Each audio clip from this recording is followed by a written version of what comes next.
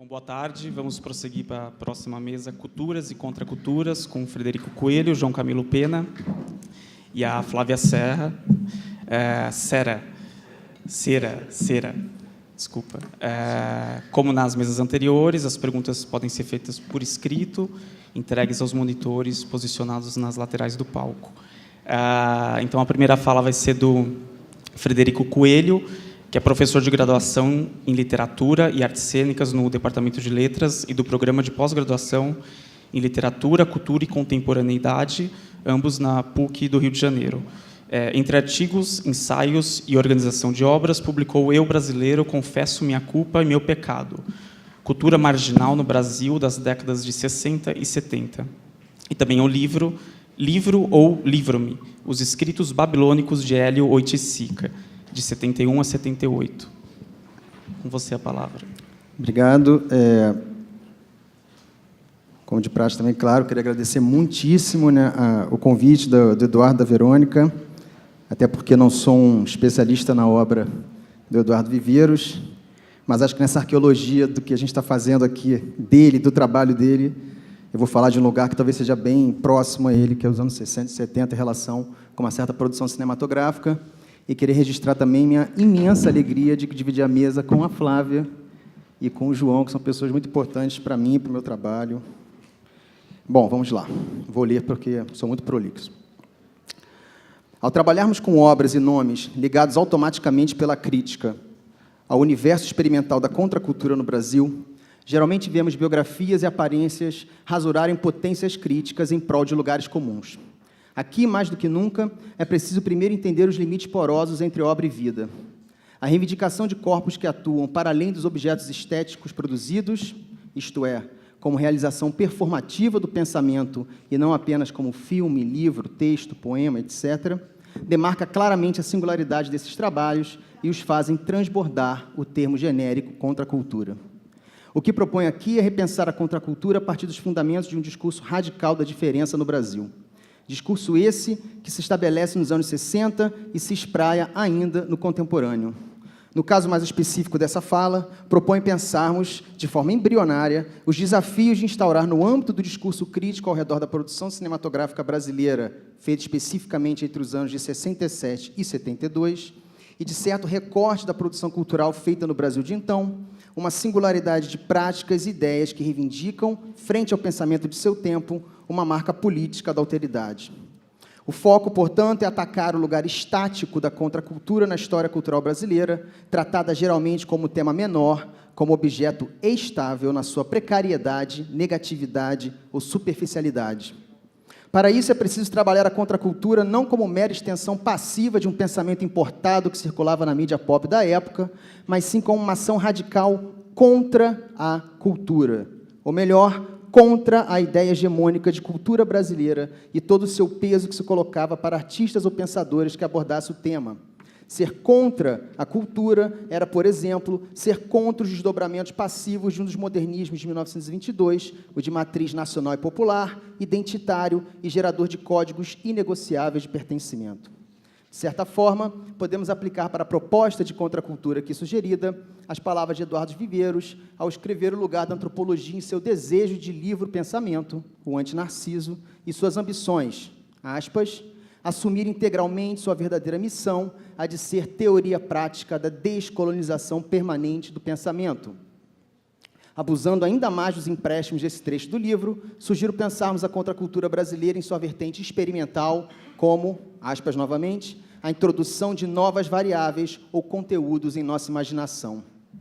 Pensar o Brasil contemporâneo a partir de sua contracultura e dos debates ao seu redor é elaborar novas variáveis surgidas a partir de obras e sujeitos cuja produção crítica e estética nos fornecem conceitos e ideias em suas dimensões performativas e não apenas em suas dimensões histórico-sociológicas, tão presentes nas leituras sobre o período. Não apresentarei grandes voos teóricos, a não ser o desejo de dialogar com obras, discursos e leituras da época, utilizando-os como documentos que nos mostram categorias em crise, como razão, autor, sujeito, corpo, escrita e outros. Vale lembrar que tal passagem inventiva e transgressora entre a matriz nacional popular e a contracultura é feita a partir de uma aliança estratégica entre jovens experimentalistas de linguagens e o Grupo Concreto de São Paulo. Foram eles que se colocaram pioneiramente na produção permanente do risco da forma e de suas invenções, reivindicando um pensamento cuja matriz, também moderna e modernista, era, porém, cosmopolita e antropofágica. Se não podiam ser vistos de imediato como agentes de uma descolonização permanente desse pensamento, os concretos podem ser vistos como proponentes estratégicos de um arranjo inédito entre os discursos e práticas das vanguardas construtivas ao redor do mundo, em pleno período de engajamentos pseudo-marxistas. Nas palavras de Max Benz, as obras do grupo ao redor dos irmãos Campos de Décio Pignatari desenvolviam uma forma singular, por ele chamada de cartesianismo tropical.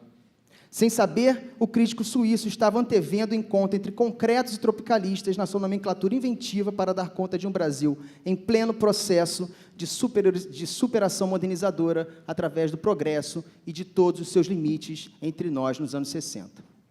Caso raro nos movimentos culturais do período ao redor do mundo, a união entre intelectuais construtivistas e jovens contraculturalistas, selada na aproximação via o tropicalismo musical dos baianos, da comunidade de intelectuais criados ao seu redor, é um tema central neste debate. Em Verdade Tropical, obra de Caetano Veloso, de 97, ele afirma que um dos trunfos do grupo de artistas intelectuais ligados ao tropicalismo musical era a junção produtiva dos, termos de Caetano, super-racionalistas, artistas intelectuais ligados ao construtivismo e aos limites das vanguardas modernistas, como Concretos, os maestros do movimento Música Nova, alguns artistas do grupo Neoconcreto, e os irracionalistas, artistas intelectuais ligados à contracultura e às formas de experimentalismo estético, como Jorge Maltner, Rogério Duarte, José Agripino de Paula, Wallis Salomão, Júlio Bressani e muitos outros. Tal encontro apontado pelo compositor se desdobra para além do breve momento tropicalista e se consolida na década seguinte, principalmente através das revistas independentes que eram publicadas então, como as famosas Nave Louca e Pólen. Em ambas, a permanência dos campos, de Oiticica, de Caetano Veloso, de Torquato Neto, nos mostram como as alianças e parcerias do tempo tropicalista se desdobraram em outros momentos que esgarçam os enquadramentos temporais e espaciais do tema. Se buscarmos o arco histórico da contracultura não no Pier de Ipanema ou no poema Piada dos Marginais, mas sim nos embates dissonantes que concretos e neoconcretos viveram ao redor de diferentes perspectivas sobre o moderno no Brasil, podemos aprofundar em outras searas o estudo das manifestações estéticas e intelectuais que desaguam e proliferam a partir da contracultura e de sua presença no país. Podemos entender também a participação ativa dos poetas e críticos paulistas nos embates intensos que ocorrem ao redor da produção cinematográfica brasileira dos anos 60 e 70 e seu posicionamento firme ao lado dos jovens transgressores no momento, como Ivan Cardoso, Júlio Bressani e Rogério Sganzella. Há, porém, uma pergunta de fundo nesse trecho de Caetano Veloso. O que unia esses grupos? Que costuras compunham a tessitura dessas redes de relações e discursos? Eram as apostas e leituras de Oswald de Andrade para a cultura brasileira? Talvez a formação de um pacto político-estético no campo intelectual entre aqueles que eram excluídos do centro dos debates sobre os rumos do país em uma época dominada pelo marxismo local, o realismo socialista e o engajamento cepecista? Ou então foram apenas afinidades intelectuais, amizades que confluíram para o interesse cultural mais cosmopolita do que nacionalista entre eles? Sem buscar respostas definitivas, o que pode ser afirmado, sem dúvida, é que essa união sugerida por Veloso, firmada ao redor do radicalismo estético de diferentes gerações e de um pensamento experimental sobre a cultura brasileira, foi um momento decisivo para toda uma linhagem de artistas intelectuais que se estende até hoje no país. Essa bússola apresentada por Veloso nos sugere essa união estratégica, permanente e inflexível entre polos aparentemente excludentes de um processo crítico-experimental da modernização cultural e de um momento decisivo para a abertura de um campo amplo da ação intelectual e estética no país. Um campo de ação que permitiu a eclosão de grupos até então minorizados ou estigmatizados pelas demandas e discursos dedicados a uma ideia específica de arte engajada e de cultura popular. Na contracultura brasileira sugerida aqui, portanto, não estamos tratando do hippie anacrônico que, em 1972, vivia nas praias idoladas do país, seu pequeno Summer of Love deslocado no tempo. A contracultura como ideário subversivo, deslocado das matrizes ideológicas tradicionais à direita e à esquerda, aquela que contagia pensadores e artistas radicais em seus ofícios, precisa ser retirada desta vala comum do desbunde ou da curtição. O hippie norte-americano da costa oeste, modelo do amor nos parques de São Francisco, da macrobiótica, da flor, da paz e da vida comunitária, contrasta brutalmente com o modelo da contracultura da costa leste, em que Nova York assume o lugar da transgressão dos corpos, das artes visuais performativas e conceituais, do uso arisco da linguagem poética, do rock de caráter noturno e sexual, presente em bandas como Velvet Underground ou New York Dolls. Se um modelo era impulsionado pelo ácido, o outro era consumido pela cocaína. Duas drogas que povoam simultaneamente o imaginário de uma geração, porém com resultados e representações bem distintas entre seus usuários. Em suma, quando falo aqui de uma contracultura no Brasil e não do Brasil, como bem nos alerta Eduardo Viveiros, dialogo com os termos criados pelos próprios agentes: cultura marginal, arte experimental, cinema de invenção. Eles surgem através de obras como a Gélio de Sica, Sganzella, Bressani, Torquato Neto, Ali Salomão, Ivan Cardoso, Luciano Figueiredo, muitos outros mais anônimos ou mais famosos. Para esses nomes, a contracultura brasileira não representou a sagração do verão do amor, mas sim a constatação da ruptura com o ideário nacional popular das gerações anteriores e com seus corpos estáticos do realismo socialista made in Brasil. Operários favelados, camponeses retirantes ou burgueses bossa nova foram o limite cepecista explodido pelos dançarinos transgressores de Parangolés. E todo mundo sabe dessa história, ao menos quem gosta desse tema. Dançarinos transgressores de Parangolés, moradores da Mangueiras, que foram devidamente expulsos, né, quando foram participar, ironicamente, de uma exposição chamada Opinião 65, que era o título decorrência da peça de teatro do grupo Opinião. Ou seja, na hora que o corpo nos termos do CPC, povo, foi realmente entrar no Museu de Arte Moderna, esse corpo do povo foi barrado. No cinema, os corpos da Revolução Realista Socialista, famintos, pobres, rurais ou urbanos desesperados pela fome e esmagados pela violência do capitalismo, eram confrontados por bandidos boçais e assassinos de famílias, por loucos perfuradores da razão ocidental e, não esqueçamos, por seres fantásticos do terror. Nos filmes de Ivan Cardoso, da década de 1970, com participação ativa de Eduardo Viveiros em argumentos e fotografias, os corpos da transgressão moral, política, sexual e estética são vampiros e múmias. A contracultura não se daria entre nós, portanto, por filiações e origens, mas por espectros e contágios. Em seu trabalho intitulado Corpos Pagãos, Uso e Figurações na Cultura Brasileira, 1960-1980, Mário Câmara nos oferece um painel das relações entre arte, literatura, poesia e pensamento crítico produzidos no Brasil durante as décadas em que a contracultura se torna signo ativo das interpretações sobre o período. Abordando de forma engenhosa o papel das práticas contraculturais em diferentes obras e dicções, porém semelhantes na subversão das formas, dos temas e das biografias, Mário coloca o corpo transgressivo dos anos 60 e 70 como rasura da tradição modernista entre nós. Citando Mário, o corpo da contracultura brasileira, aspas, permite construir um entrelugar onde os códigos se cruzam, fecha aspas. Indo mais fundo, ele cria um conjunto de corpos conceituais que podem ser pensados para além dos autores que os inspiram. São corpos abjetos, corpos sensuais, corpos sensoriais, corpos sexuais, corpos em movimentos e corpos vampiros. Sobre esses últimos, retirados da personificação de Torquato Neto no vampiro Nosferatu, personagem principal do filme de Ivan Cardoso, Nosferatu no Brasil, de 71, Mário mergulha em uma genealogia da representação do vampiro no imaginário ocidental para, partindo de uma leitura da obra de Deleuze e Guattari, sugerir que o vampiro não filia, mas sim contagia. No âmbito de uma estética, de um pensamento crítico vinculados ao universo à margem, da sociedade, da Embrafilme, da universidade, do mercado de arte, da grande imprensa, etc., vemos a instauração de um imaginário corporal transgressivo. Nos usos da representação do vampiro, temos aquela que opera sua presença fantasmática e errática nas praias de Ipanema como um devir marginal que age por contágio. Afinal, vampiros são bandos que transformam-se uns nos outros, contagiam corpos e provocam epidemias. E por que o vampiro, para além da óbvia predileção de Ivan Cardoso por personagens cinematográficos ligados ao terror? É justamente a proliferação desses vampiros que andam em bandos no interior do campo cultural brasileiro e do cinema em especial, que demarca um espaço de conflito aberto entre aqueles que pensavam o cinema na sua chave da experimentação formal e temática e aqueles que, após uma década de políticas e projetos vinculados ao cinema novo, tratavam de estabelecer uma indústria nacional a partir da Embrafilme, empresa fundada em 1969 no âmbito do governo militar. Cada lado, nem sempre tão antagônico como essa fala esquemática fará pensar, apresentava suas versões de uma prática artística que, naquele momento, ganhava ares dramáticos de embate que aparentemente decidiriam o futuro do país. Contraditoriamente, ambos reivindicavam um componente anticolonial em suas obras e opiniões.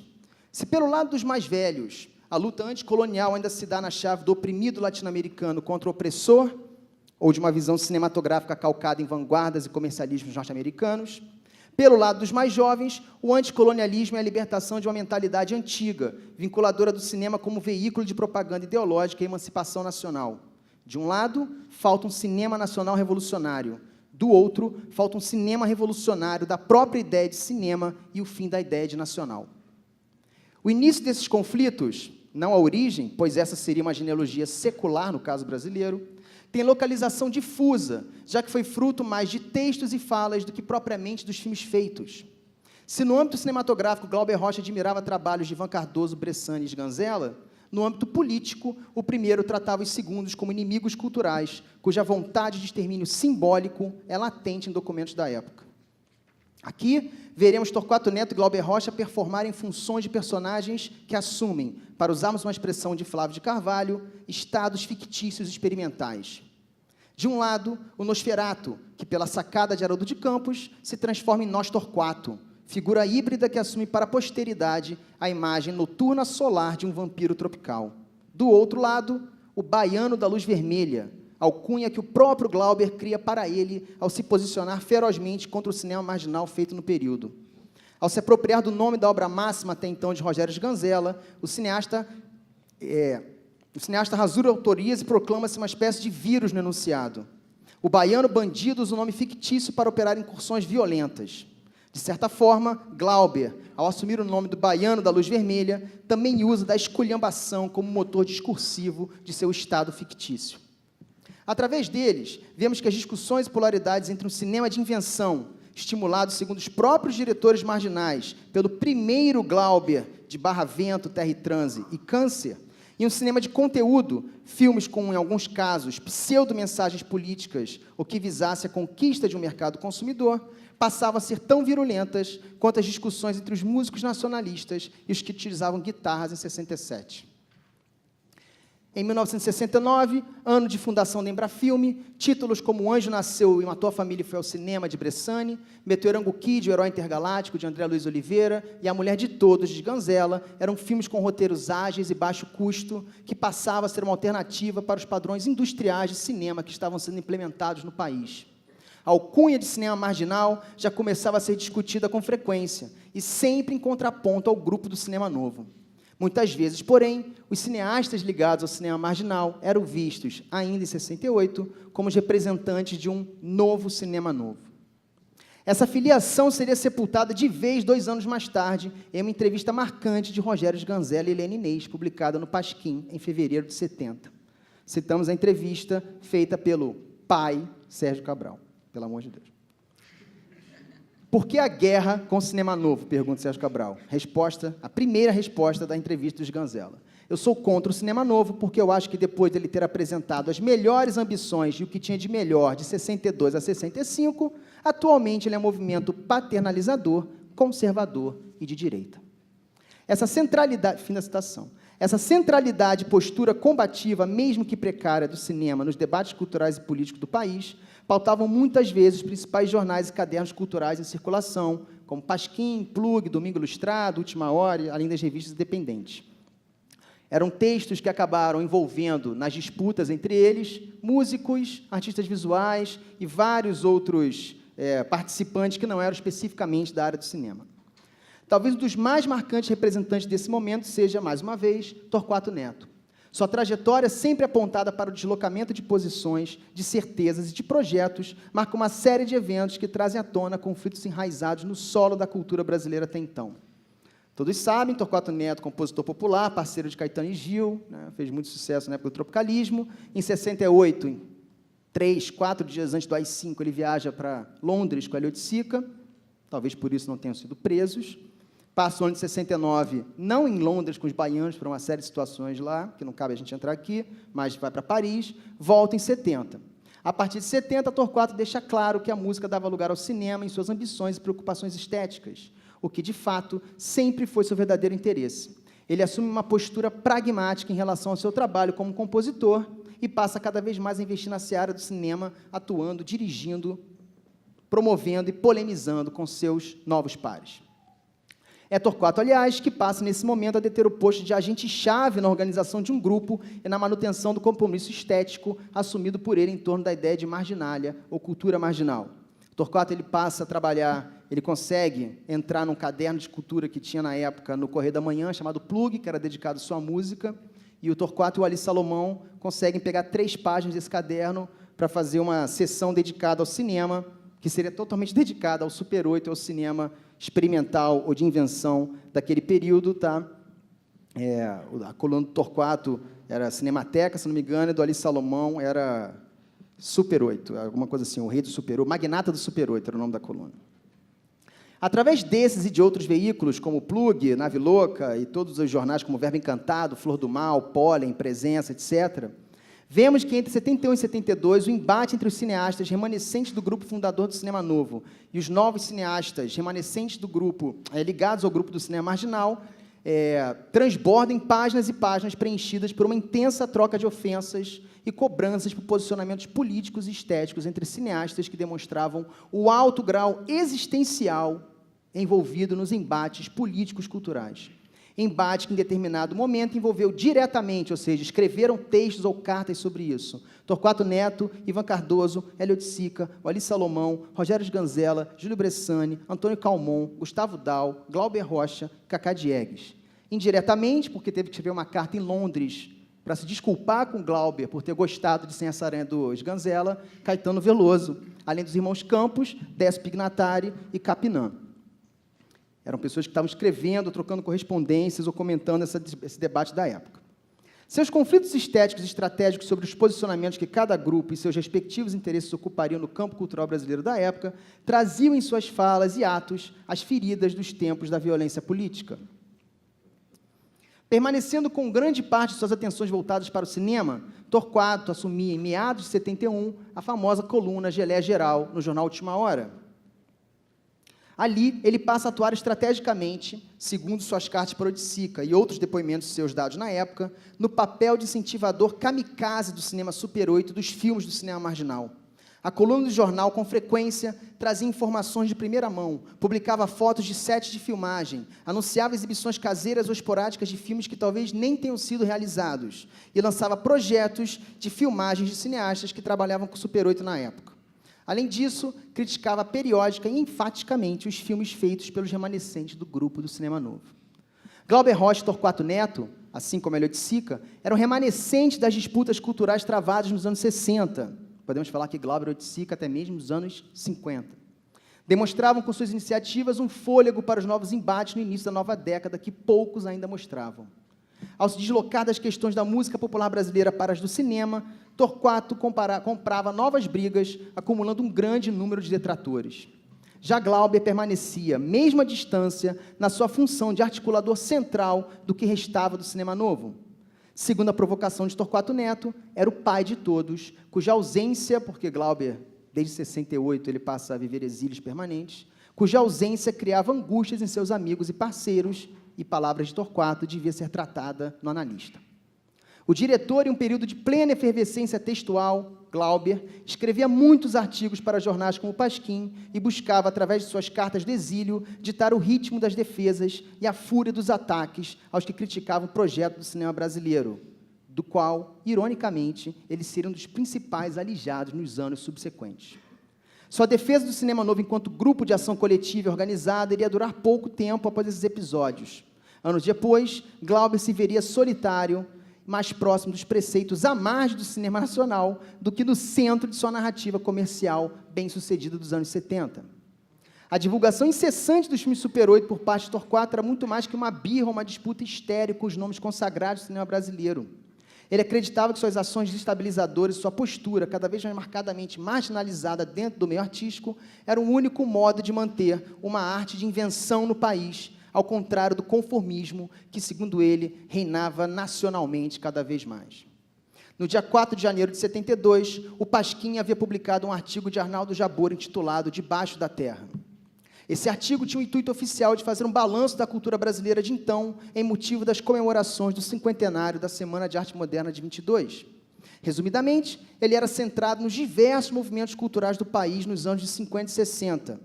Jabor definia as heranças que deveriam ser louvadas e os rumos que, a partir daquele momento, a produção cultural do país deveria seguir.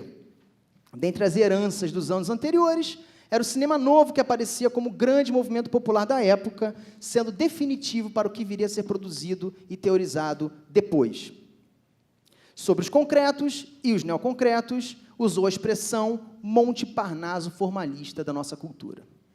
O artigo, que obteve grande repercussão na época, era dúbio, pois estimulava a posição central e hegemônica do cinema novo como grande representante do pensamento cultural brasileiro, ao mesmo tempo que sinalizava as práticas marginais, sua responsabilidade pela proposta de uma arte pautada, palavras de Jabor, nas experiências do pobre brasileiro, representante do que seria a marginalidade do país. O artigo de Jabor, apesar de não trazer alvos explícitos e grandes ataques a outros trabalhos, fez parte de toda uma sequência de colunas, cartas e outros textos envolvidos na briga entre o cinema marginal e o cinema novo. Na semana seguinte, 2 artigos publicados na Geleia Geral de Torquato serviriam como respostas e ataques contra as questões levantadas por Jabor. Um era um artigo do Torquato, onde ele fazia inversões provocativas com o título do Jabor. Em vez de Debaixo da Terra, ele escreve um artigo chamado Em Cima do Morro. O outro artigo, não cabe aqui a gente citar, o outro artigo era de Ivan Cardoso, com o título genial, que é uma frase de Júlio Bressani, mixagem alta não salva a burrice. Nesse artigo, Ivan Cardoso não usa meias palavras para criticar seus rivais em um texto recheado de ofensas e acusações. Costurando citações de falas e declarações de Bressani, Sganzella, Décio Pignatari, Zé do Caixão, Mojica Marins, né? O Ali Salomão e o próprio Torquato, o texto resgata uma entrevista dada por Antônio Calmon no Plug em junho do ano anterior, usando-a como mote para Cardoso chamar os diretores do cinema novo de colonizados e reacionários, palavras de Júlio Bressani, que o texto do Ivan é todo costurado com escritas de outros, né? E seus trabalhos do cinema novo de desfile de fracassos. Já os filmes do próprio autor do artigo, de Bressani e Sganzella, são louvados e legitimados por trechos como a declaração de que, até que enfim, alguma coisa interessante no nosso cinema, feita por Décio Pignatari, ou ainda a declaração do próprio Sganzella, dizendo-se que foi o primeiro empenhado na fundação de uma tradição do rigor. Ao lado desse artigo agressivo de Ivan Cardoso, Torquato publica outras notas contra a coluna de Jabor e os textos ligados ao Grupo de Cinema Novo. A parceria que Oiticica desenhava em 1970 com Sganzella, Oiticica volta de Londres no final de 69, passa o ano de 1970 no Rio de Janeiro, um ano que foi muito difícil para ele, mas uma das pessoas que ele mais frequenta é o Rogério Sganzella. A parceria que Oiticica desenvolve com o Sganzella em 70, o convívio também de Oiticica e de Bressani, que se expande nos seus anos de Nova York, e dos compositores baianos em Londres no mesmo ano, 69, os contatos entre Oiticica e Ivan Cardoso, e entre Cardoso e Torquato Neto, as experiências de Superô desenvolvidas por Ali Salomão e por muitos outros naquele momento, passavam a formar uma rede de teorias e ações que tornava a produção cinematográfica brasileira da época um locus privilegiado de combate e de intervenção para esse grupo. A sequência dos 3 primeiros artigos de janeiro de 72... Jabor, Ivan Cardoso e Torquato Neto, demonstra que esse ano realmente foi decisivo para eles. Logo depois desse artigo de Ivan Cardoso, é publicado numa revista da época, num suplemento chamado Domingo Ilustrado, um artigo coletivo cujo título é Pau no Burro. Tá?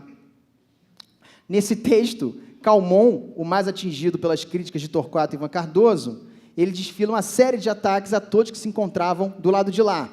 O diretor nomeia seus oponentes, além de Torquato e Ivan Cardoso, seus 2 detratores, o Ali Salomão, Hélio Oiticica, Bressani, Sganzella e os irmãos Campos e Décio Pignatari são duramente atingidos pelas suas declarações com termos como, aspas para Calmon, o senhor Geleia Geral, por exemplo, medíocre e recalcado. Sobre Bressani e Sganzella, subdesenvolvidos, deslumbrados. E sobre Hélio Oiticica, uma pessoa de direita. Ele ainda ridiculariza suas opções culturais e intelectuais, desdenhando das declarações dos irmãos Campos de Pignatari. Nesse artigo também tem um trecho do Gustavo Dal, que na época era mais político do cinema do que diretor, tinha apenas um filme nessa época, e a única frase de Gustavo Dal nesse texto é: a contracultura é a outra face da cultura, logo é a mesma coisa. Moderno é o consumo, o resto é besteira. Está aí para vocês lerem. Seria ficção se fosse tão bom assim. Esses ataques e contra-ataques, não coincidentemente, tiveram dois grandes combatentes cujos frontes estavam fora do Brasil. Eliot Sica, do lado de Torquato Neto, escrevia cartas para ele comentando essa briga e dando munição, digamos assim, mas nem chegava perto das cartas que Glauber Rocha escrevia nessa época para o Brasil, dando munição para o grupo do Cinema Novo. Vou aqui pular uma parte que eu faço alguma consideração sobre essas cartas. A carta mais contundente de Glauber é endereçada a Cacá Diegues, mas com instruções claras de ser uma carta exclusiva para o Cinema Novo. E vale lembrar que, nessa época, muitas cartas vindas do exterior tinham o hábito da leitura coletiva, né? Você dava uma carta para uma pessoa para ser lida para muitos. Sem indicação de dia e mês, mas datada de 1972, a carta, sem dúvida, foi escrita em meio a esses embates. Glauber sugere, para os seus amigos diretores, apesar de reclamar que essas brigas não levavam a nada, que ele já estava cansado dessas disputas, ele resolve incentivar a cisânia plena entre os diretores em vista dos seguidos ataques, criando, nesta carta, o personagem Baiano da Luz Vermelha. Glauber refere-se em estilo telegráfico ao artigo de Jabor, publicado no Pasquim, e dá inicialmente as seguintes sugestões. Agora é uma citação longa do Glauber nessa carta. O artigo de Jabor é ótimo, mas dava para materializar mais. O concretismo deu uma grande contribuição à publicidade. Em um dos artigos, você pode citar o Baiano da Luz Vermelha, que diz o seguinte, aspas na carta do Glauber, agora o Baiano da Luz Vermelha falando: quem curte concreto é otário, materialistas, praias do sertão ou Torquato pobre A. Quer dizer que Campos Brothers e Pignatari, Oiticica e BM USA são as pessoas mais importantes e inteligentes de São Paulo? Eu tinha esquecido que havia pessoas importantes e inteligentes no tempo do contraculturalismo. Esse termo do contraculturalismo mostra claramente que o que era chamado, o que hoje é visto como uma espécie de pasmaceira hippie contracultural brasileira, era, sim, um momento, uma clivagem importante no debate cultural da época. O diretor cita nominalmente, né, o Sica, Torquato, etc., os irmãos Campos e Pignatari, que ainda são chamados mais à frente de os concretinos. Ele também é bom de invenção de palavra. E relacionados de forma pejorativa ao tempo do contraculturalismo. Contra os concretistas, ele continua suas acusações dizendo que são a direita de 45, tradutores impotentes, funcionários da tecnologia e, para aquela época, o mais grave de tudo, informantes. Glauber, que nessa época convivia com Oiticica em Manhattan, por incrível que pareça, não se priva de demonstrar o seu pragmatismo nas disputas do campo cultural brasileiro, ao sugerir que seus companheiros passem a, palavras do Baiano da Luz Vermelha, dizia que Oiticica chegou tarde com a favela no museu, porque Nelson, com o Rio Norte 40 graus, já tinha mostrado a favela ao mundo e achado uma merda. Oiticica deve ser acusado de explorador sexual de favelados. Por fim, ataca os diretores do cinema marginal. Denunciar a Bel Air, que era a empresa dos Ganzella, a produtora, né, dos Ganzella e Bressani, como uma empresa diletante que sabotou a luta pelo mercado, vendendo filmes a Severiano Ribeiro. Já sobre seus companheiros, Glauber exige por 2 vezes ao longo da carta um comportamento mais atuante, curiosamente, da parte de Cacá Diegues, Gustavo Dal e Antônio Calmon, justamente os 3 que vão escrever o artigo que eu citei rapidamente aqui, mas que também tinha parte do Cacá, etc. Ou seja, essa carta do Glauber, ela foi efetiva nessa disputa, né? Termina com a seguinte frase: os contraculturalistas estão fazendo seu movimentinho cultural? Pau neles, pau neles. Dizer pau neles quer dizer intolerância e ódio, apenas ritual de exorcismo. Esse último trecho nos mostra não só a beligerância presente na retórica do Baiano da Luz Vermelha, que reitera a lógica do inimigo cultural contemporâneo, mas também sua plena consciência de que os contraculturalistas estavam fazendo, sim, uma movimentação efetiva na época, com desdobramentos em outras áreas.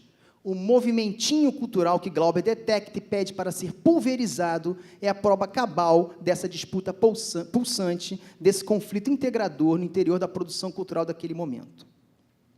Já no segundo semestre de 72, Torquato para de escrever na última hora, tá? Ele passa a publicar textos em alguns lugares mais alternativos, etc. E a imprensa alternativa brasileira, ela ganha um lugar onde as discussões macropolíticas ficam mais fortes, como Pasquim, Opinião, Movimento, etc. Tá? De certa forma, também o projeto da Embrafilme, que não era exatamente projeto do Grupo de Cinema Novo, mas que também participaram, ele também é o caminho vencedor de uma filmografia brasileira dos anos 70, não hoje, mas na época, claro. Porém, em 72, ao lado do suicídio de Torquato Neto em novembro daquele ano, Glauber também é suicidado, como diria Artaud sobre Van Gogh, pelas suas opiniões políticas cada vez mais exóticas aos grupos de esquerda e contra o regime militar atuante no país. Uma morte real, Torquato, de quem não morreria jamais, o vampiro, e uma morte simbólica de quem mataria os inimigos, o bandido. Para concluir. Em um texto de 1971, Estética do Sonho, escrito exatamente nessa época, nosso baiano da luz vermelha traça um contraponto inquietante a respeito da polêmica com o cinema marginal. Ao mesmo tempo que alimentava ódios e rupturas definitivas contra os jovens diretores, redigia um manifesto lido na Universidade de Colômbia que se distanciava bastante da estratégia política e violenta ao criar um novo espaço de movimentação para seus projetos e pensamentos. Como explicar a cisão desse personagem que em cartas prega pau na canalha e no texto busca o delírio como antídoto à razão ocidental? Talvez o limite crítico do cineasta com as ideias e as obras dos marginais é a ligação deles com a matriz construtivista racionalista dos concretos paulistas. Mesmo com suas inflexões ocorridas nos anos 60, desde poemas um pouco mais engajados do Augusto de Campos, o debruçar-se sobre um pensamento brasileiro, a retomada do verso pelo Haroldo de Campos, etc., Glauber sempre o situou no âmbito de uma razão burguesa, aspas, de uma razão burguesa europeia e, logo, colonizadora. O misticismo popular dos índios e dos negros e sua conexão com intelectuais não colonizados pela razão seriam, nas palavras de Glauber, a chave para a libertação revolucionária. E eis aí, talvez, o limite dos marginais com Glauber. A palavra revolução, ainda utilizada pelo cineasta em uma chave utópica libertadora dos povos. Não há na obra de Torquato Neto, de Hélio Oiticica, de Júlio Bressani ou de Ivan Cardoso o uso de revolução como palavra de força e organização de ações, projetos e saberes. Para eles, o que estava em jogo era, nas palavras famosas de Oiticica, experimentar o experimental. Para Glauber, porém, era o momento do sonho superar a realidade racionalista em prol de uma arte revolucionária. Usando termos muito próximos a de Oiticica em suas elucubrações sobre a arte ambiental, ele clama por uma, aspas, plena vivência que não pode se sujeitar a conceitos filosóficos. Esta é a origem de sua estética do sonho, iluminação espiritual que contribui para dilatar, aspas sobre o Glauber agora ele falando, que contribuiu para dilatar minha sensibilidade afro-índia na direção dos mitos originais de minha raça. O mesmo cara que estava escrevendo esse tipo de texto mandava aquela carta para o Brasil. Nada mais distante, essa citação do Glauber sobre sensibilidade afro-índia na direção dos mitos originais de minha raça. Nada mais distante do que os pensamentos que se instalavam na contracultura brasileira, seja ela ancestral, moderna ou contemporânea. Suas obras, dos contraculturalistas, se faziam no embate com as mitologias nacionais e identitárias do seu tempo. Abraçaram tanto o rock quanto a chanchada, tanto a sofisticação vanguardista quanto a esculhambação popular. Se seguiram alguma tradição nacional, foi aquela escondida sob o biscoito fino do mau gosto. Seus filmes e personagens dialogaram com as muitas formas de furar a razão, se não através do sonho, certamente do delírio. Se o corpo revolucionário que emerge da obra de Glauber era afro-índio, o corpo que emerge da obra dos marginais é vampiro, notívago, anti-edipiano, midnight rambler das cidades decadentes como Nova York, São Paulo e Rio de Janeiro. De um lado, o ideário de uma utopia selvagem, para usarmos o título de um romance de Darcy Ribeiro, do outro, um Brasil diarreia, para usarmos o título de um texto de Oiticica. De um lado, a luta anticolonial pelo compromisso com forças revolucionárias. Do outro, a luta antidiluição pelo compromisso com a invenção. Novamente, se não são polos radicalmente antagônicos, principalmente porque Glauber tinha uma cisão profunda entre a sua persona pública e sua vida privada, São demarcações definitivas de como imaginar uma prática artística e intelectual no país. Glauber queria inventar um cinema do Brasil, mesmo que esburacado pelo sonho revolucionário messiânico, enquanto os marginais queriam fazer um cinema no Brasil, independente de suas obrigações temáticas como uma nação em crise política.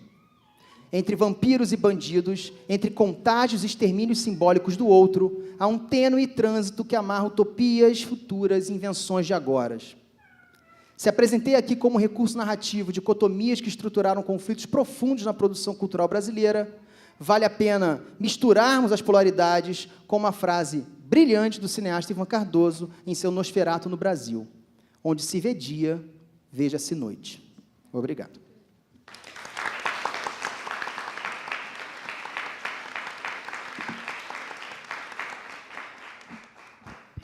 Bom, obrigado, Fred. Aproveito para comentar que o Ivan Cardoso estará aqui na quinta-feira, nesse teatro, enfim, com o Eduardo Viveiros mediando uma conversa, enfim, um bate-papo, todos estão convidados. Passo agora a palavra para o João Camilo, que é professor de Teoria Literária e Literatura Comparada na UFRJ e autor, entre outros livros, de Parador, Poesias, de 2011, e Escritos da Sobrevivência, de 2013, e co-organizador de Comunidades Sem Fim, com Ângela Maria Dias, 2014, e Modos da Margem, com Alexandre Faria e Paulo Roberto Tonani, de 2015. Bom, em primeiro lugar, dizer da minha alegria de estar aqui, né, apesar da conturbada vida, né, que a gente leva nesses dias, né, mas, enfim, agradecer imensamente a Verônica Stiger e ao Eduardo Sterzi por esse convite, né, a alegria de poder estar aqui com Débora, né, que o Eduardo, conheci a Débora antes de conhecer o Eduardo, mas os dois fazem parte de uma entidade, de alguma maneira, próxima a mim, né?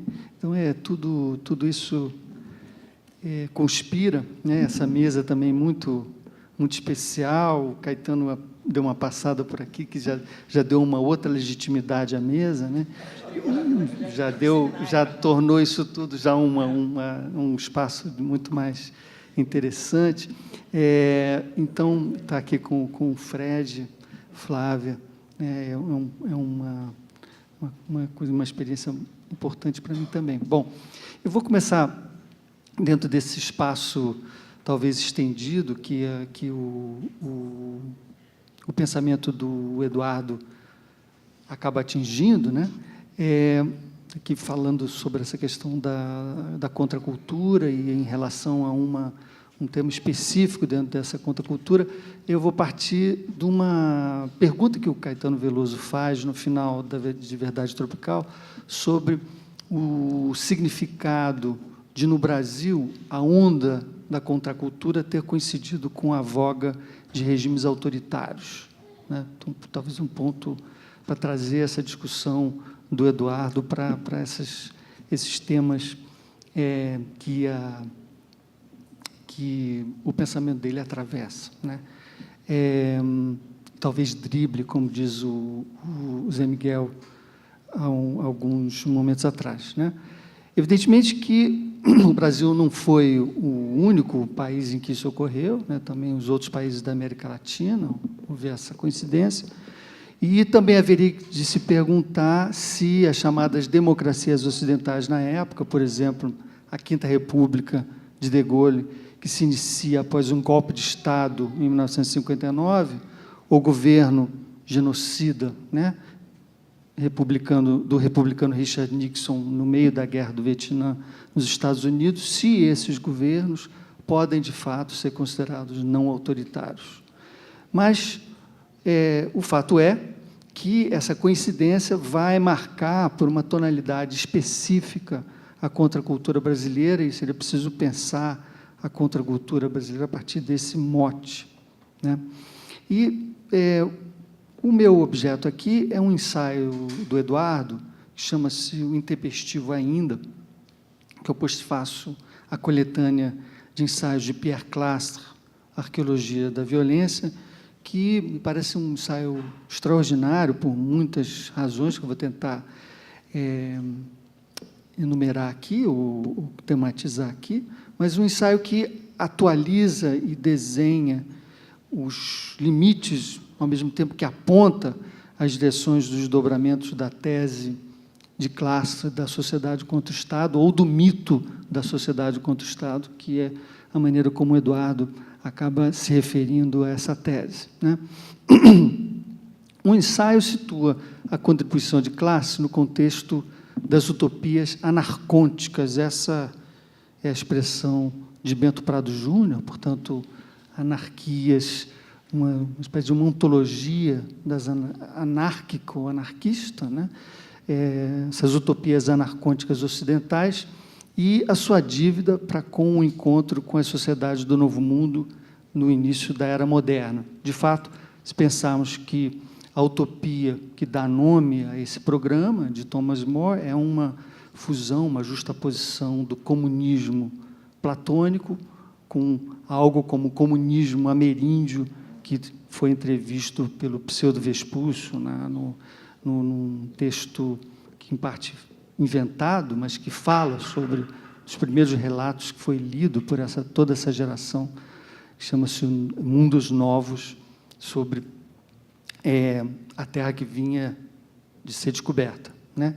De todo modo, é um modo como esse encontro foi recuperado com a força de utopia contracultural nos anos 60, quando essa percepção da era moderna, num certo sentido, começou a perceber que tinha terminado. O ensaio do Eduardo, no entanto, começa com uma nota sombria. As duas mortes precoces de dois alunos bastante próximos de Lévi-Strauss, ambos indicados, num dado momento, como herdeiros principais de seu projeto, que é o Lucien Sebag, que se suicidou em 1965, e justamente Pierre Classe, que morreu de acidente de automóvel em 1974. Essas mortes são como sinais precursores da violenta contra-revolução de direita que tomou de assalto o planeta nas décadas seguintes, palavras do Eduardo, e que vem como que colocar no tempo da esperança ou da alegria, e da alegria são as palavras ainda do Eduardo, que significaram a brusca virada na sensibilidade político-cultural do Ocidente nos anos 60 e 70. Então, talvez, no Brasil, a coincidência da ditadura militar ter coexistido com a contracultura tenha contribuído para um tom exasperado e ácido que muitas das expressões da contracultura tiveram por aqui, e que nós tenhamos, por causa disso, menos motivo de esperança ou alegria, ou, quem sabe, essa frase pudesse ser invertida, quem sabe essa seja a nossa maneira de ter alegria e esperança. Bom, o ensaio do Eduardo atualiza a hipótese do contra-Estado clastriano, colocando contra o pano de fundo dos modernos desenvolvimentos do controle social e de formas insidiosas de extensão do poder estatal. Mas o diagnóstico está em Clastre. Citação de Clastre: a máquina de Estado está se encaminhando para uma espécie de fascismo, não o fascismo de um partido, mas um fascismo interior.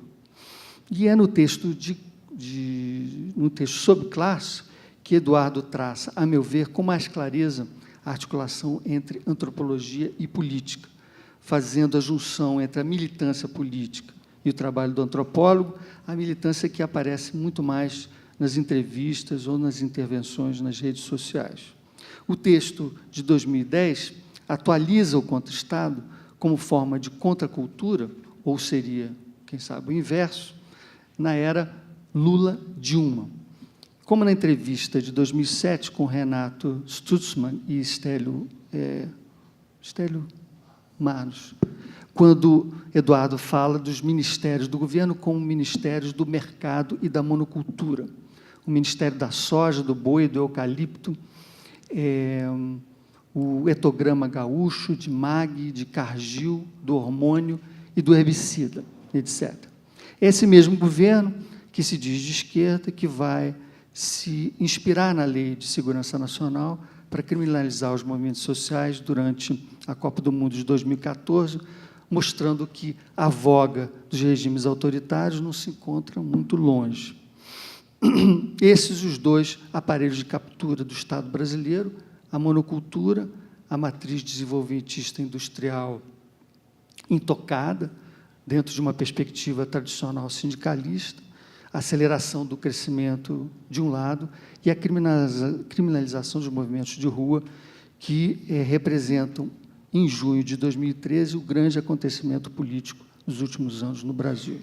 Esses os dois braços do aparelho de captura, de um lado o produtivismo de mercado e o policiamento das ruas. Não me parece haver qualquer dúvida de que as posições políticas anarcônicas de Eduardo tenham algo a ver com esse mundo que o Clastres desenha em sua tese sobre a sociedade contra o Estado. Né? Não resta dúvida que a revolução copernicana de que se reivindicava Clastres poderia ser também reivindicada por Eduardo, que chega a dizer no final do seu ensaio, a que vem me referindo, que o perspectivismo é a cosmologia contra o Estado. A revolução copernicana de Clastres é, diz ele, a reversão completa de perspectivas, onde se deve sublinhar a noção de perspectiva. Para Clastres se trata de deixar de fazer orbitar as culturas primitivas em torno da civilização ocidental, e para isso seria preciso enunciar sobre as sociedades arcaicas um discurso adequado ao seu ser e não ao ser de nossa sociedade. O que significa um pouco mais do que levar a sério o pensamento ameríndio. Mas Clastres se atém à fórmula vulgar da Revolução Kantiana como conversão heliocêntrica, quando o que de fato está em jogo em Kant é a conformação do objeto ao sujeito. Nas palavras de Kant, do mesmo modo como Copérnico estabeleceu que não são os objetos celestes que se movimentam, mas o espectador, Kant estabelece que as representações subjetivas do espaço, do tempo e do entendimento formatam a experiência do mundo, fazendo com que os objetos se acomodem ao sujeito. O objeto, a coisa em si solar, não pode ser experimentado diretamente, sua visão precisa ser filtrada pelas formas a priori do sujeito. Nesse sentido, o perspectivismo ameríndio coincide em uma nova revolução copernicana, em que se trata não de acomodar o sujeito ao objeto, como empirismo, nem de acomodar o objeto ao sujeito, como em Kant, mas de transformar objeto e sujeito, ou, melhor dizendo, no plural, objetos em sujeitos. Né? Essa seria, talvez, a quarta ferida narcísica de que fala Freud, que se sucede à Revolução Copernicana, justamente, ao darwinismo, à descoberta do inconsciente, e essa seria a revolução do antinarciso. Clastres, me parece, realiza algo do que Viveiros de Castro desenha em Metafísicas Canibais, ou seja, tomar as ideias indígenas como conceito e assumir que essas ideias são situadas no mesmo plano que as ideias dos antropólogos. Resumindo muito a tese de sociedade contra o Estado, poderia dizer o seguinte: as sociedades primitivas são indivisas, são totalidades unas, porque nelas não há uma separação interna que separa o poder da sociedade, não se cristaliza nela, em suma, o órgão separado do poder, que denominamos de Estado, que cinge entre dominantes e dominados, ricos e pobres, senhores e súditos.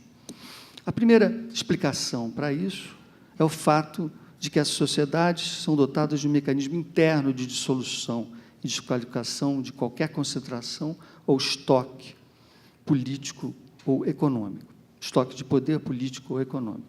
Aqui são as análises de classe sobre a função da chefia nas sociedades ameríndias sem poder. O segundo nível de explicação consiste numa elaboração da tese de Marcel Gauchet. As sociedades primitivas projetam para fora de si a sua causa ou origem, isto é, o universo cosmomitológico. impedindo, assim, a encarnação do poder na figura humana do teológico político.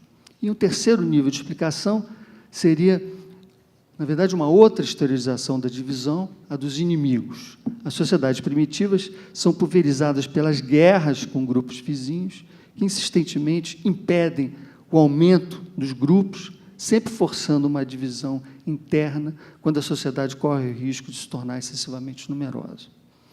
Olhando a contribuição de classe com o recuo do tempo, o que ele realizou, uma ontologia do social, essa ainda é uma expressão de Bento Prado Júnior, ou seja, uma analítica do poder social ou do social como poder. Muito mais do que desnaturalizar o Estado, a ontologia social clastriana se contrapõe, a uma sequência de ontologias do Estado que caracterizam a história da filosofia moderna. Vou fazer aqui um pequeno resumo em 3 tópicos, em rápidas pinceladas, de quais são essas ontologias do Estado. Em primeiro lugar, a subordinação ao princípio hierárquico do comando, a unidade em Platão, a dike como justiça, né, no sentido de ajuste ou ajustamento das partes, ao princípio comunitário comunista. Em segundo lugar, a refutação robesiana da tese aristotélica do zoon politicum, que afirma, ao contrário, a não existência de uma natureza ou essência política no humano, o que reinstala a natureza no Estado sob a forma de um pacto autofundador da sociedade enquanto soberania teológico-política, instituído sob a forma de um gesto que imita o fiat lux divino. E, em terceiro lugar, Marcel Gauchet, e, de uma certa forma, Jean-Luc Nancy, que propõe uma ontologia do Estado liberal-democrático como fim do religioso, exclusão da origem teológica, que institui precisamente no momento da dissolução do vínculo comunitário, que se estabelece como coexistência de singularidades sociais que não podem mais ser subsumidos a uma interioridade, e sim exclusivamente a partir de vínculos exteriores. A exteriorização da origem divina consiste na origem do Estado, que encarna, captura e institui a transcendência religiosa como figura humana, ou seja, o Estado.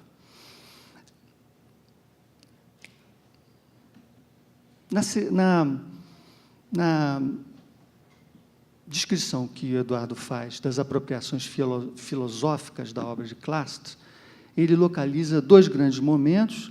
Em primeiro lugar, a leitura fenomenológica, a apropriação, portanto, de seus colegas da revista Libre, Claude Lefort e Cornelius Castoriadis, e, de outro, as duas obras de Deleuze-Guattari, Antiédipo e Mille Plateau. Eu vou aqui simplesmente sublinhar alguns dos elementos da apropriação de Deleuze-Guattari que me interessa mais para o que eu vou dizer aqui já em conclusão. A ontologia social de classe acaba recuperando algo de um sujeito coletivo dotado de vontade, né, homogêneo e interior, imunizado contra a sobredeterminação ou descodificação do Estado. Essa tendência que Deleuze e Guattari vão deslocar ou desfazer. Em Mille Plateau, o Estado é convertido a uma forma de interioridade, enquanto que as máquinas de guerra das sociedades primitivas em forma de exterioridade. As disposições interior e exterior se transformam em movimentos reversíveis, em passagens de um para o outro. O próprio Estado deixa de ser a exterioridade recusada por uma sociedade avessa a ela, a partir da hipótese do Urstaat, ou seja, de um Estado que sempre existiu, que existiu desde sempre, e coexiste há milênios com as sociedades primitivas, ao mesmo tempo fora e dentro delas, com virtualidades de interiorização, as tendências à sobrecodificação, aos maus desejos, que precisam ser conjurados para que as segmentações molares não ocorram. Mille Plateau desfaz a linearidade historicista que ainda existia em Antiédipo, com um esquema linear selvagens, bárbaros, civilizados, e os movimentos que passam a caracterizar os descritos no livro são desdobramentos de alguma coisa que a gente poderia pensar em termos de uma coexistência ou passagem, né? A codificação territorial, a máquina de inscrição coexiste com a desterritorialização bárbara estatal, o código coexiste com a decodificação ou com a sobrecodificação. Esses processos são movimentos, são passagens, deixando de ter essa característica de oposição entre o interior de uma sociedade que se opõe ao que é fora dela, né? Mas é na teoria da guerra de Clastres que me parece a afinidade, a apropriação ou deslocamento, não sei bem como nomeá-lo, que, portanto, a relação que o Eduardo vai estabelecer com uma parte importante da obra de Clastres. E essa retomada dessa questão da guerra, da teoria da guerra, vai aparecer a partir dos trabalhos recentes de Stutzman e um artigo de Marina Vanzolini Figueiredo. Em Metafísicas Canibais, Eduardo fala do inimigo como determinação transcendental da filosofia ameríndia, portanto, já no contexto do perspectivismo, algo que tem uma relação com a obra clastriana, que seria o equivalente do lugar do amigo, portanto, da filia ou do outrem no pensamento e na filosofia ocidental. A imanência do inimigo, ou seja, o animismo do inimigo, que chega a ser algo como o inimismo, ele diz, usando um trocadilho infame, segundo ele, né? Mas, na ressalva que Eduardo faz ao exclusivismo humano da política de classe, que eu gostaria de me deter para terminar. Classe se mantém, por assim dizer, humanista ao separar a política da natureza e ao demonstrar uma visão antropocêntrica do cosmos. Escreve Eduardo, restava politizar a natureza ou o cosmos, pensar a dimensão cosmopolítica da sociedade contra o Estado. Ao separar o fundamento natural mítico para fora da sociedade, ele deixou de levar a sério o pensamento indígena e sua sobrenaturalização da natureza. O mundo mítico, a exterioridade originária religiosa, não se radica fora da sociedade, nem dentro, nem no presente, nem no passado, mas em todas essas variantes espaciais e temporais. Os habitantes são, ao mesmo tempo, humanos e não humanos. O mundo dos espíritos está em todas as partes e atravessa todos esses espaços. A abertura desse canal de reflexão perspectivista significaria uma atualização importante da tese da sociedade contra o Estado. O Estado funciona, quem sabe, diz ele, na verdade, como uma espécie de entidade sobrenatural. Ele é um absoluto, uma encarnação do teológico-político, já que, de uma certa forma, só há um Estado teológico-político, todo Estado é teológico-político, né? E comparece na forma aterrorizante quando se é parado, por exemplo, por um policial de rua. Eduardo lembra dessa cena tipicamente urbana, que atinge, sobretudo, os membros à margem, não típicos dos grupos sociais brasileiros, os negros ou os pobres, ao ouvir as histórias dos índios de confronto solitário na mata. Zé Miguel hoje já falou disso, já deve ter sido falado na parte da manhã, né? O encontro com a polícia é um pouco como um encontro com a onça ou com o espírito na floresta. Então, essa experiência que é particularmente aterrorizadora para nós brasileiros, que retoma algo do mau encontro de classe, né, que seria a origem do Estado. Portanto, o espírito da mata funciona como algo análogo a essa figura eminentemente estatal, que é a polícia, né? Aqui haveria, talvez, que se pensar que há uma experimentação do mito da sociedade contra o Estado, com as ideias que depois Eduardo vai descrever nas Metafísicas Canibais, comparecendo no regime da política contemporânea. É isso.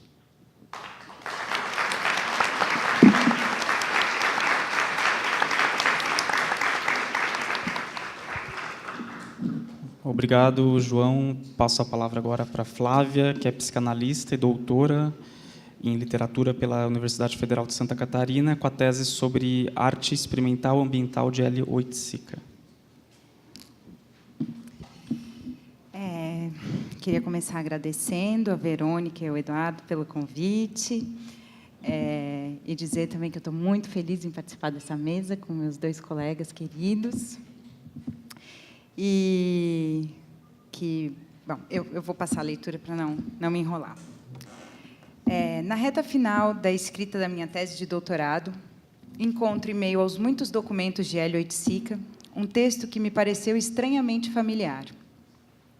Estranhamente familiar porque vi escrito muito do que eu vinha escrevendo com certo tom de novidade, afinal, era uma tese de doutorado. Eu fiquei surpresa e pensei que o Hélio pensava o mesmo que eu, em termos que, até o momento, eu não havia encontrado em seus arquivos. Mas, como sempre pensei que o Hélio vinha do futuro, só comemorei. E um dos jeitos de comemorarmos as coisas hoje é ir nas redes sociais contar as novidades, né? Então, eu fui para o Twitter e tuitei trechos desse texto, e como no arquivo do Hélio não tinha a autoria definitiva do texto, dizia que podia ser do Carlos Vergara ou do Hélio, a propósito de alguma exposição do Vergara, eu disse, né, talvez do Vergara, talvez de não sei quem, mas, enfim, do Hélio, porque estava no arquivo do Hélio. Bom, eis que, @nemoide321, também conhecido como Eduardo Viveiros de Castro, me disse, esse texto é meu. Passado o meu espanto anacrônico, meu sentimento foi de uma atualização radical. O pensamento de Hélio vinha mesmo do futuro, e era preciso lê-lo aqui agora mais do que nunca. E o Eduardo seria um ponto de contato entre mim e o Hélio. Boa parte do que falarei aqui não é nenhuma novidade para quem acompanha a produção do Eduardo. Minha intenção é mostrar que, no velho conhecido tropicalismo, que eu chamo de tropicalismo, mais especificamente em Hélio Oiticica, existia uma leitura política que via mais longe ou mais de perto os estragos do desenvolvimentismo, que era apresentado como via econômica e como modo de vida. Hélio via aí o aterrorizador modo de destruição de mundos. Como alternativa, Oiticica propôs o envolvimento do corpo na arte, pensando uma economia que aparece em subterrânea. O Hélio escreve subterrânea com IA no final. O Eduardo propôs já ler como subterrânea, que eu tratarei adiante, né, com uma proposição para além, aquém ou por fora do desenvolvimento. Seus parangolés, dos quais também falarei, construíram um conceito de arte que já não é representação, mas sim incorporação, encorporação ou encarnação. Hélio pensou a arte atravessada pelo corpo como devoração, como incorporação de uma nova realidade. Tudo isso passava por uma crítica contundente do controle dos corpos que era e continua sendo empreendido. Retirar o corpo de um lugar natural, propor uma arte que é pura atividade relacional, pura alteridade, é o que constituirá o seu programa ambiental. A leitura, então, que segue, foi feita com os olhos de quem tinha nas mãos a inconstância da alma de Hélio Oiticica e encontrou a inconstância da alma selvagem, o livro do Eduardo e o Eduardo. Começo com uma citação do Hélio. A descoberta do mundo extra-Brasil, é lógico que se ambicione a ele. Estamos no hemisfério sul, ao sul e fora da jogada, na reserva do mundo. Subterrânea é, para mim, a descoberta do que representa o sul do sul no mundo, a consciência e eficácia da marginalidade das criações do que cria. Ao artista, caberia comandar as transformações que sobem, de dentro, de baixo, do sub ao subbombear, puxar a liberdade, fazê-la crescer para o mundo ou no mundo. Na reserva do mundo, para o mundo ou no mundo, há duas formas de ler essa reserva. A leitura desenvolvimentista diria, certamente, que é preciso entrar em cena para sermos os titulares, ou que temos tantas reservas e é preciso usá-las para desenvolver. A leitura subterrânea, por sua vez, coloca essa reserva como a arte pensada por Lévi-Strauss, uma reserva ecológica no interior do pensamento domesticado. Tratava-se de pensar uma política alternativa, pensar as condições de possibilidade de criação neste lugar fora deste lugar, né, desse Brasil que o Hélio estava falando, fora da lógica subdesenvolvido-desenvolvido. Enfim, tratava-se de marcar esse ponto de diferença, de marginalidade, de fora dos termos em que o jogo é jogado. Ou, nas palavras de Hélio, trabalhar os fios soltos num campo de possibilidade, que o Brasil tinha fios soltos num campo de possibilidades, e ele perguntava, por que não experimentá-los? A prática ou política subterrânea é o grito que está impresso no corpo, que se manifesta no corpo e atinge o corpo do outro, que carrega a violência fundante e civilizatória. Ao invés de mirar a cabeça, Hélio Oiticica dizia que tínhamos que nos concentrar no baixo, no sub, no que, de alguma maneira, se mantém fora, subdesenvolvido. Em um texto do Hélio, que se chama Meu Trabalho é Subterrâneo, ele diz, lugar aqui, à beira da selva, ao largo do civilizado, juntar as coisas, fazer o presente, viver, construir o futuro. Fim de citação. As práticas que se erguem como subterrâneas são posições radicais, Hélio de novo, que não significam posições estéticas, mas posições globais, vida, mundo. E continuo com ele. Sou eu, é você, é a América Latina, sul, sub, embaixo da terra, longe do falatório, dentro de você, condição única de criação. Do mundo para o Brasil, no submundo algo nasce, germina, culmina ou é fulminado como fênix. Como fênix nasce da própria cinza. Cafona, subterra. Romântico, cafona, clássico, ortodoxo, folk pop, consciente, místico, lírico, mais neo, mais subtudo. Tropicália é o grito do Brasil para o mundo. Subterrânea, do mundo para o Brasil. Subterrânea é a glorificação do sub, atividade, homem, mundo, manifestação. Não como detrimento ou glória e condição, sim como consciência para vencer a super, paranoia, repressão, impotência, negligência do viver. Fim de citação. A visão de subdesenvolvimento jamais poderia ser a versão de um caminho para o desenvolvido, na leitura do Hélio, uma evolução. Era, assim, um pensamento completamente diferente da progressão natural, do crescimento linear, da produção como geradora de riqueza. Um país emergente seria, antes de tudo, um país de emergência, de latência subterrânea. E se existia alguma ideia de crescimento, ela dizia respeito à criação de multiplicidades, que aponta para um caminho criativo-construtivo, a um estado de constante formação que não teria o desenvolvimento de uma culturação, e sim o pensamento radical do que é a cultura. A leitura de subdesenvolvimento, sintoma da América Latina, proposta por Oiticica, ensina que precisamos encontrar maneiras de um saber fazer com ele. Vou com Hélio de novo. Experiência pessoal, a minha formação. O fim de tudo que tentei e tento levou-me a uma direção. A condição brasileira, mais do que simplesmente marginal dentro do mundo, é subterrânea. Isto é, tende e deve erguer-se como algo específico e ainda em formação. A cultura, detesto o termo, realmente efetiva, revolucionária, seria essa que se ergueria como subterrânea, que assume toda a condição de subdesenvolvimento, sub-sub, né, sub, mas não como uma conservação desse subdesenvolvimento. Fim de citação. Assumir o subdesenvolvimento não implica, diz Hélio, sua conservação, mas sua transformação em força intensiva. A criação se apresenta, portanto, como uma invenção de um lugar múltiplo e descentrado. Isso começa com Tropicália, a criação do espaço, e chega em Subterrânea, em que a noção de território escapa. Hélio certamente concordaria com o Eduardo, que diz que o Brasil não existe, né? Subterrânea é um pouco essa ideia, né? Embora o Brasil seja referência, nunca está no Brasil, né? As setas que tem nesses textos do Hélio são infinitas, seta para cima, seta para baixo. Então, o Brasil não existe. Reiterando essa invenção subterrânea, Hélio, em 1980, cria o contrabólide, né? Bólide era um tipo de objeto que ele tinha criado no começo da carreira, e, no final dela, em 80, ele cria o contrabólide, Devolver Terra à Terra, que fazia parte da série Acontecimento Poético Urbano. A emergência subterrânea da terra e da terra, o equívoco que deixa a arte de Hélio com uma concepção estreitíssima entre vida e mundo. Porque terra e terra, né? Quando eu falo terra e terra, o que diferencia aí é o T maiúsculo e o T minúsculo, né? E devolver terra a terra tinha esse caráter do equívoco da terra que o Hélio estava propondo.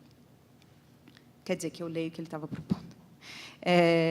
A operação poética, devolver terra a terra, pode ser lida como uma proposta de reenvolvimento feita por Oiticica, mas que foi elaborada mais tarde por Viveiros de Castro. Viveiros propõe um reenvolvimento cosmopolítico pensado em contraposição à economia teológica da necessidade infinita de bens de consumo para satisfação. A proposta consiste em uma cosmopragmática, isso é o Eduardo, da ação suficiente, a improdução como meta, a evolução intensiva como projeto coletivo de vida. Fim de citação. Em suma, um outro modo de vida. Ou ainda, mostrar que não é apenas o nosso modo de vida, consumista e urbanoide, que existe. Existem outros, e eles são urgentes. Mas sabemos do convívio nada pacífico com os outros modos de vida. Antes e agora. E essa aversão não tem outro nome senão racismo. Não suportar os modos de vida do outro, tomá-los como algo que deve ser desenvolvido, junta-se ao projeto que promete a equalização e que guarda secretamente, com estratégias cada vez mais sofisticadas, um amplo projeto de dominação e domesticação dos corpos. E isso incide diretamente no projeto político, econômico e cultural, engajado em uma visão de mundo centrada na dominação. O racismo, o corte entre o bem e o mal, entre o que deve viver e o que deve morrer, aparece como um processo natural. Dominar para eliminar as contradições e superar para promover a igualdade.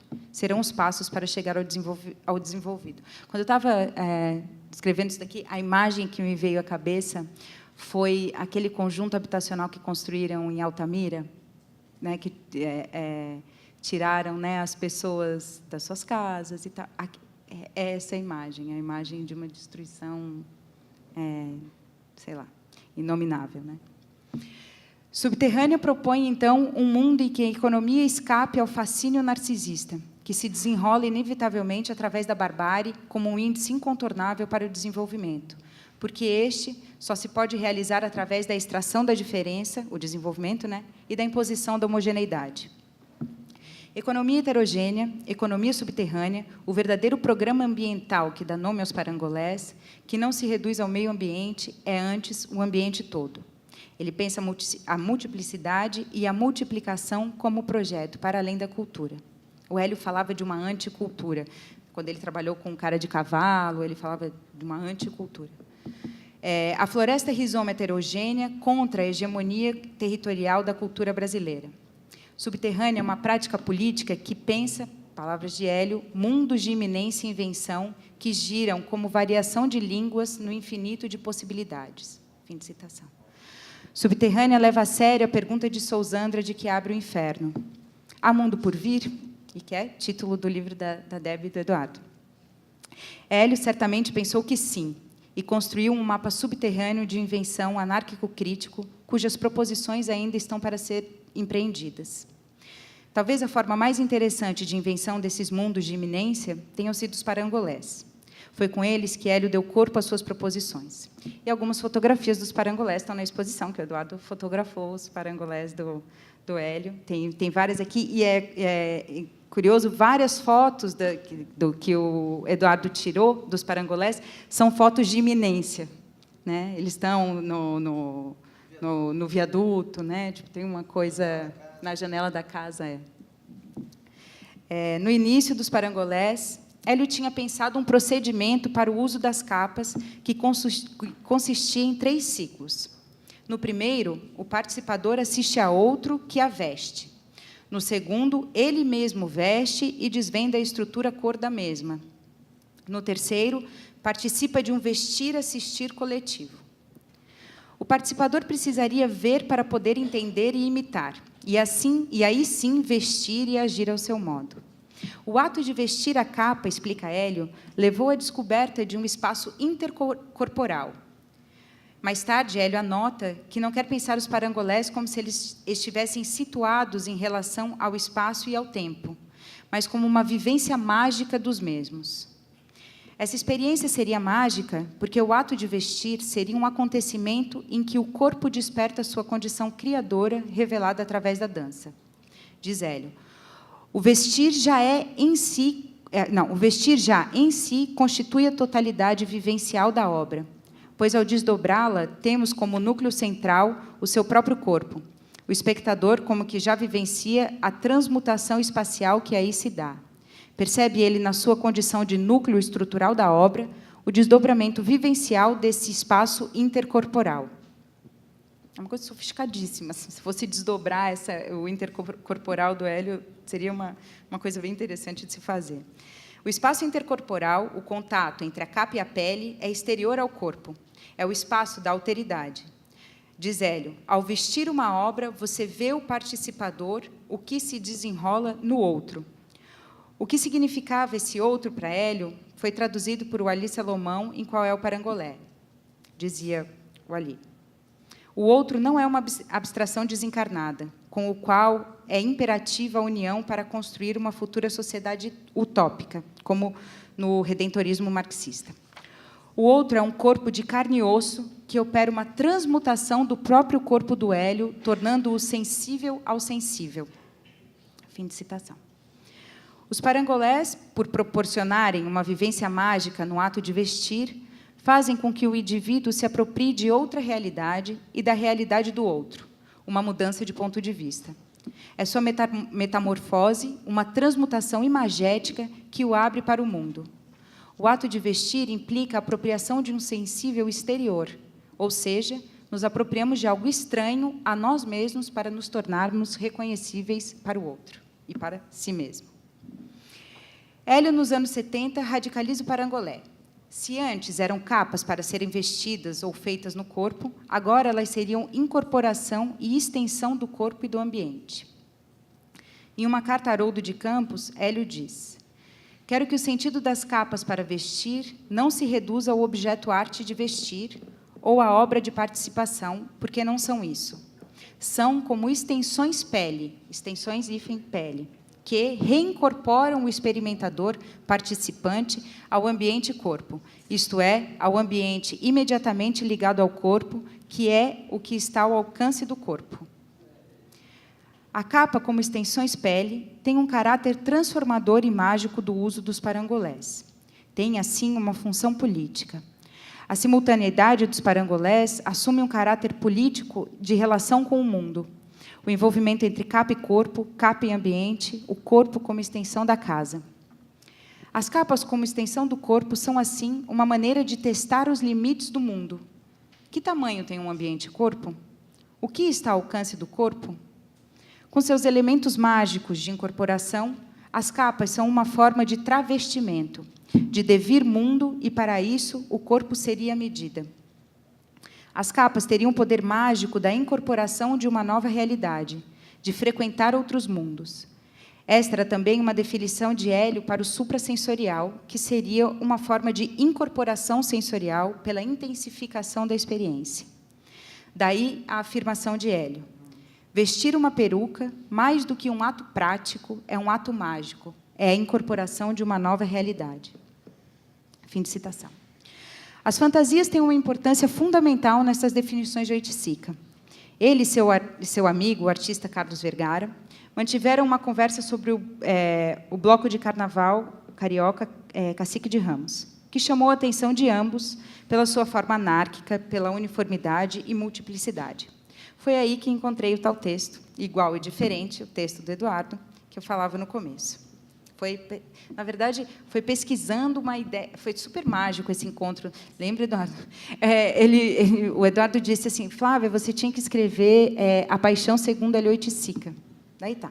Aí eu fui, um dia estava em casa, e fui no arquivo do Hélio, que tem um mecanismo de busca, e digitei paixão. E o único texto que tinha era esse texto, que eu fui lá no Twitter dizer que era do Hélio, não era do Hélio, era o seu. Esse era o texto, igual e diferente.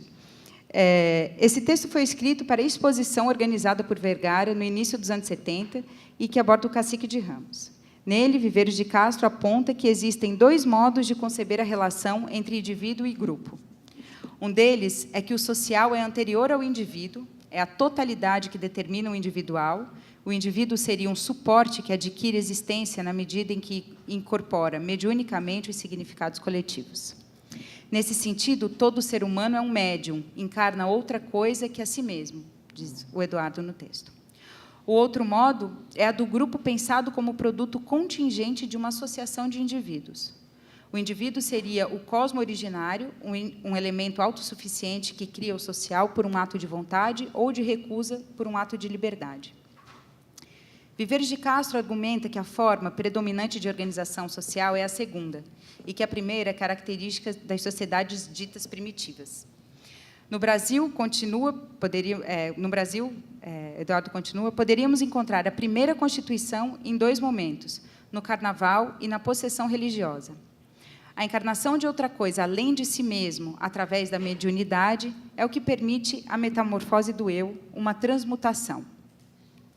O social não é criado a partir da centralidade do indivíduo, o que se entende por social é a multiplicidade das relações entre indivíduo e mundo, ou esse corpo a corpo com o mundo. Viveiro centra-se no Carnaval e aponta que as mudanças que ocorrem neste tempo outro relacionam-se diretamente com o cotidiano. Agora é uma citação do texto, do Eduardo.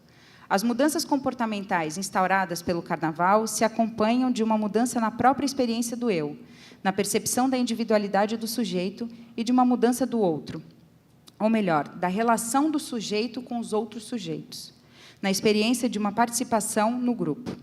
Fim de citação.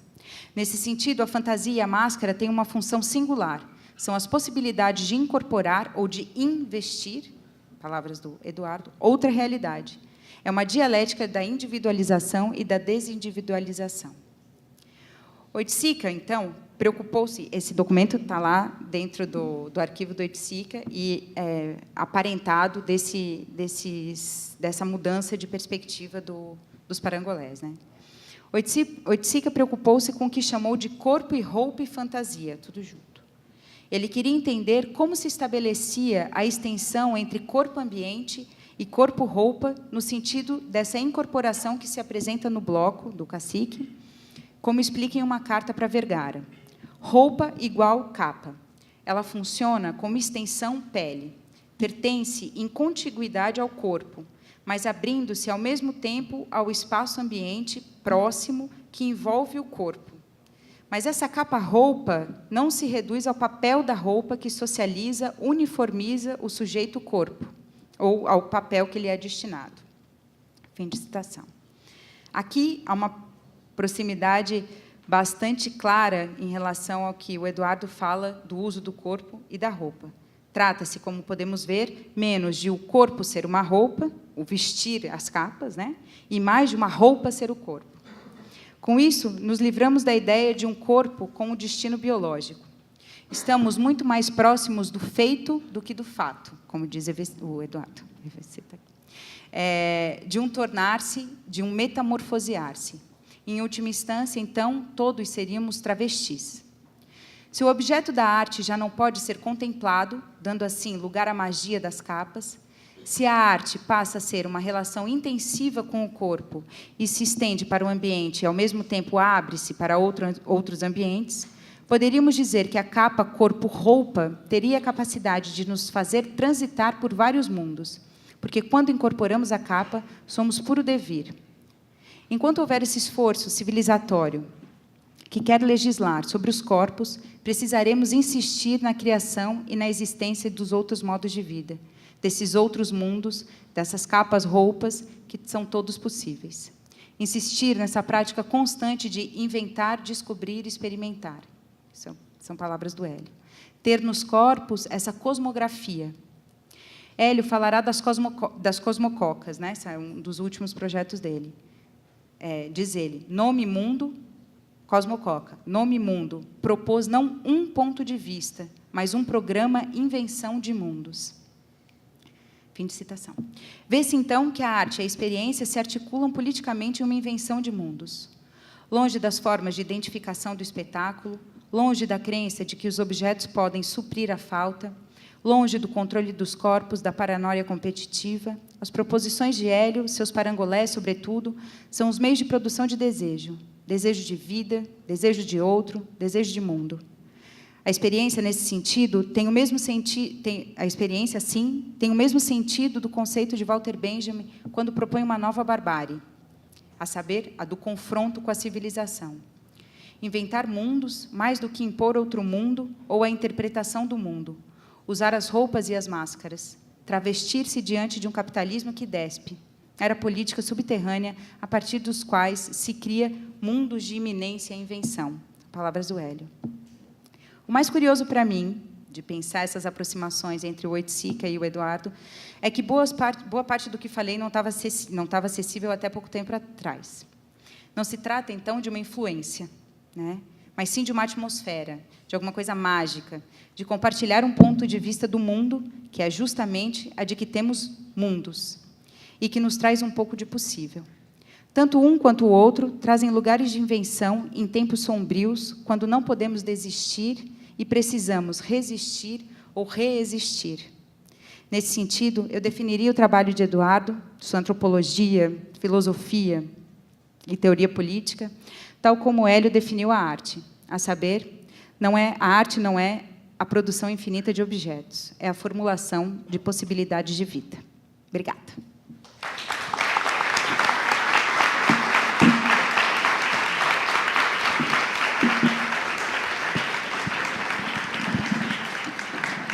Obrigado, Flávia, pela fala. Temos alguma questão? Estamos com o tempo bem cravado. Alguém quer, enfim, perguntar, refletir alguma questão? A mesa também, enfim, se sente à vontade, caso queira fazer algum comentário final. Não? Bom, então, ok, faremos um intervalo de 15 minutos para, em seguida, prosseguirmos com a mesa Nós, Humanos, e daí? Com a Débora Danowski, às 18h45. Agradeço os palestrantes da mesa 3, muito obrigado e até mais.